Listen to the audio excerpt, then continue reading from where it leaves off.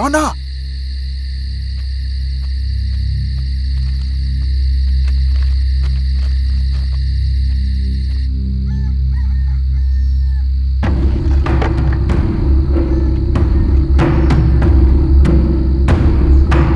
బాబాయ్ బాబాయ్, ఏంట్రా ఈ టైంలో వచ్చావు?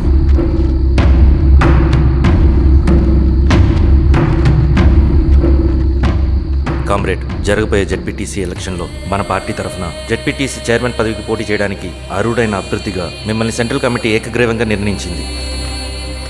ఒక మామూలు రైతు కూలిని నాయకుడిని చేయగలిగిన దళం ఒక్కటే.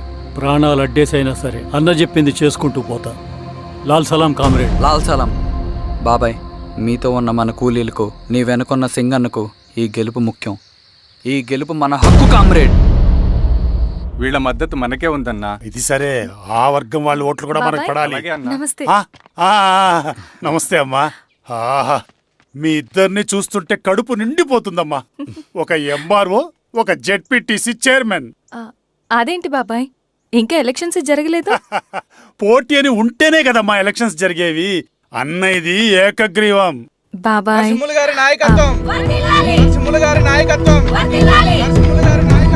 ఓ అయితే పోటీ ఉందన్నమాట.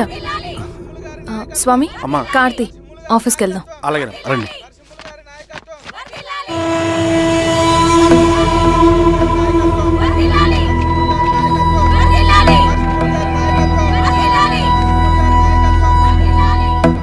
నమస్తే. మొన్నటి వరకు కూడా కూలీ రేట్ల విషయంలో కొంచెం ఆటవిడుపుగా ఉందామని అనుకున్నాం. ఇప్పుడు ఆ అవసరం లేదు. ఎందుకంటే చట్టసభల్లో మీతో పాటు కూర్చునే అవకాశం మాకు వచ్చింది. అంబేద్కర్ కలలు ఇప్పుడు నిజమవుతాయి. పదండ్రా.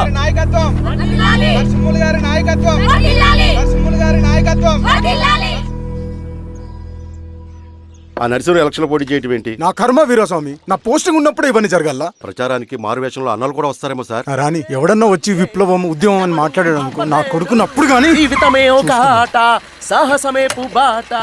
ఎదురే నాకు లేదు, నన్నెవడు ఆపలేడు. ఎదురే నాకు లేదు, నన్నెవడు ఆపలేడు. జీవితమే ఒక ఆట, సాహసమే పుబాట. ముసుగు మీద చేయేస్తే మడత పెట్టి కొడతా. నువ్వా? ఎవడరేడు? ఈ తెల్లని గుర్రం శాంతికి సంకేతం. ఈ నల్లని బట్టలు న్యాయానికి చిహ్నం. ఈ ఎర్రని రంగు విప్లవానికి నాంది. ఈ కొరడ శిక్షా స్మృతికి చిహ్నం. చిరంజీవి నాగలి గుర్తు చేయాలి ఓటు. నాగలి నాగలి గుర్తు మీద ఓటేయాలి. నాగలి గుర్తు మీద ఓటేయాలి. ప్రతిసారి ఎన్నికలు వస్తున్నాయి. ప్రతి ఎన్నికలప్పుడు రకరకాల పార్టీల నుంచి నాయకులు వస్తున్నారు. లేనిపోని వాగ్దానాలు చేస్తున్నారు. పొలాలు ఇస్తామంటారు, భూములు ఇస్తామంటారు, ఇల్లు కట్టిస్తామంటారు. ఏమన్నా జరిగిందా ఇప్పటి వరకు? ఏం జరగలేదు కదా. మరి కష్టాలన్నీ పోవాలంటే ఏం చేయాలి? మనం మన పార్టీని మనం గెలిపించుకోవాలి. నాగలి గుర్తుకే ఓటేయండి. ఇన్ని సంవత్సరాలు మీకు సేవ చేసుకునే అవకాశం నాకు ఇచ్చారు. అలాగే ఇంకొకసారి మాకు ఓటేసి భవిష్యత్తులో కూడా మీకు సేవ చేసుకునే అవకాశం మాకు ఇస్తారని కోరుకుంటూ, మీ ఈశ్వర్ రెడ్డి. మన ఓటు ఈశ్వర్ రెడ్డికే, మన ఓటు లాంతర్ గుర్తుకే, మన ఓటు. సార్ లాంతర్ మర్చిపోకుండా పోయా. నమస్తే.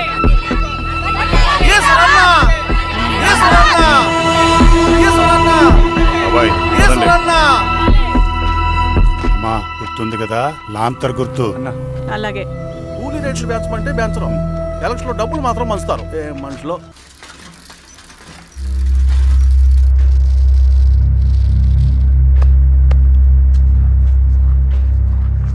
చెప్పండి అన్న. అన్ని సమస్యలు పోలీస్ స్టేషన్లో పరిష్కారం కావు రెడ్డి. కొన్ని మనమే చూసుకోవాలి. పంట ఎదగాలి అంటే పొలంలో నీళ్లు పారించాలని పెద్దోళ్ళు అంటారు. అదే పంట చేతికి రావాలంటే రక్తం పారించాలని అడవిలో వాళ్ళంటే అట్టే. కానీ ఇందులో మన తప్పేం లేదు. అందుకు మనమేం చేయలేం. ఊర్లో అన్నిటికీ పెద్ద అడవి. ఏది జరిగినా నీ చేతుల మీదగానే జరగాలి. అర్థమైంది కదా? పదరా.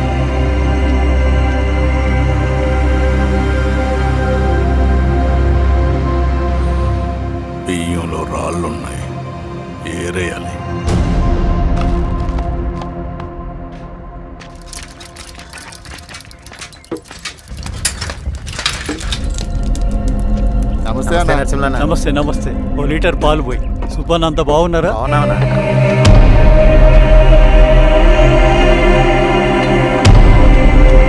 వెళ్ళొస్తాను. వస్తాను.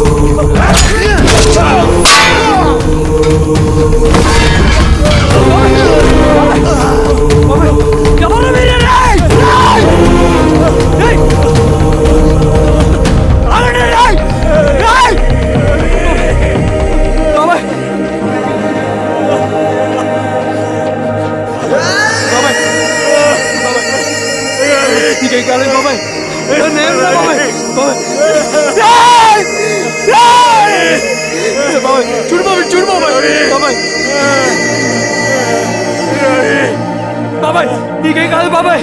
కళ్ళు బాబాయ్. బాబాయ్ బాబాయ్ బాబాయ్ బాబాయ్.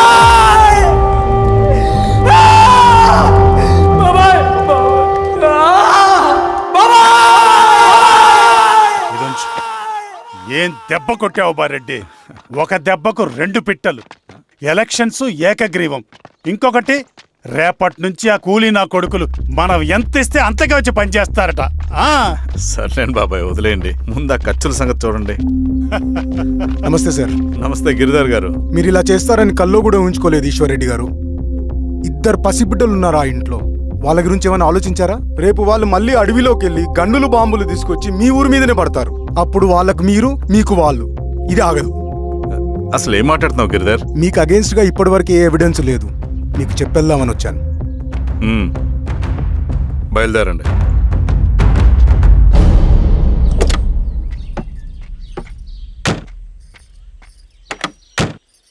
రవి,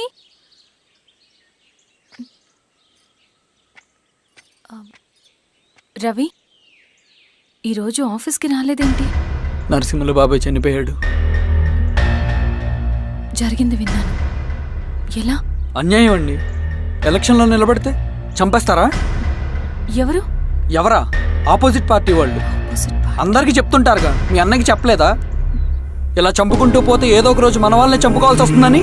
రవి, వెళ్ళి మీ అన్నకి చెప్పుకోండి.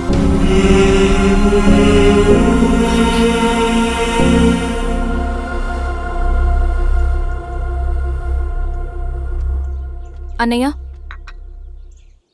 నీతో మాట్లాడాలి. ఏంటమ్మా? ఎందుకు ఇలా చేసావన్నయ్య?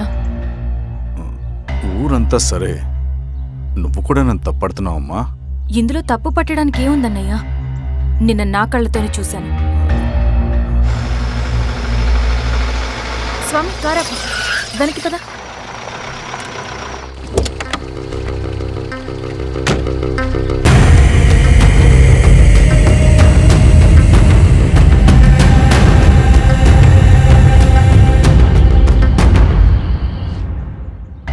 జీవితంలో కొన్ని సందర్భాలుంటాయి. మనం నిజం చెప్పిన అబద్ధం అయిపోయే సందర్భాలు. ఆ వచ్చిన వాళ్ళు ఎవరు ఏంటి అన్నది నీకిప్పుడు చెప్పిన అర్థం కాదు. నిజం నిలకడగా నీకే తెలుస్తుంది. నువ్వే ఇదంతా చేసినట్టు తేలితే మాత్రం నిన్ను జీవితంలో క్షమించలేనన్నయ్య.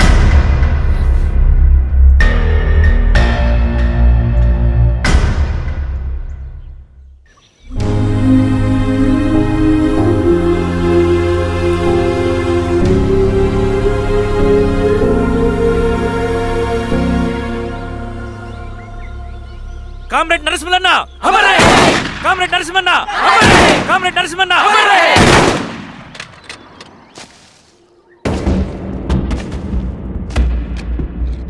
ఇలా జరుగుతుందని ఊహించలేదు. ఇవాళ నుండి వాళ్ళ కుటుంబ బాధ్యతలన్నీ మన విప్లవ సంఘమే చూసుకుంటుంది. రవి అన్నా ఇది వెళ్ళి వాళ్ళ కుటుంబానికి అందివు. సరే అన్నా. ఈ రోజు నుంచి ప్రతి నెల మన తరఫున సహాయం అందుద్దని చెప్పు. అలాగే. నేను చెప్పానని చెప్పు. అన్నా ఊరంతా భయం గుప్పెట్లో ఉందన్నా. మరి మన నరసింహన్న ప్రాణత్యాగానికి అర్థమేంటి కామ్రేడ్? భయపడటం వల్ల పనులు జరుగుతాయని వాళ్ళు నమ్మితే వాళ్ళకంటే ఎక్కువ భయపడగలుగుతానని వాడికి తెలియాలి. లాల్ సలాం కామ్రేడ్ లాల్ సలాం కామ్రేడ్ లాల్ సలాం కామ్రేడ్ లాల్ సలాం కామ్రేడ్.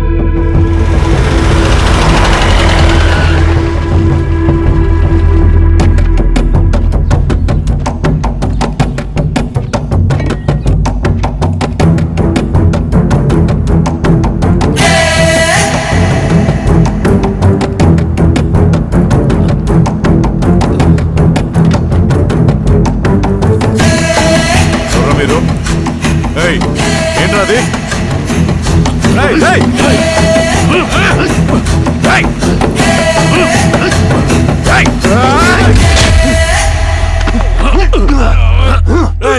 ఎవరు మీరు? ఏం కావాలి?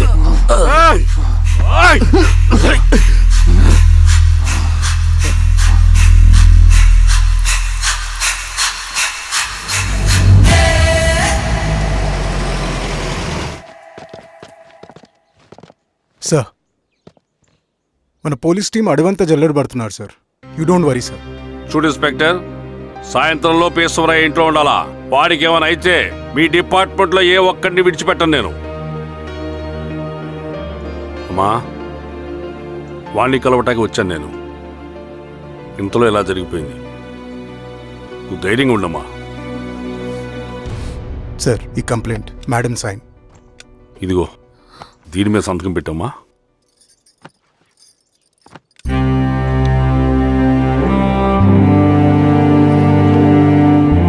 వెళ్ళండి, ముందెళ్ళి అబ్బని చూడండి. సార్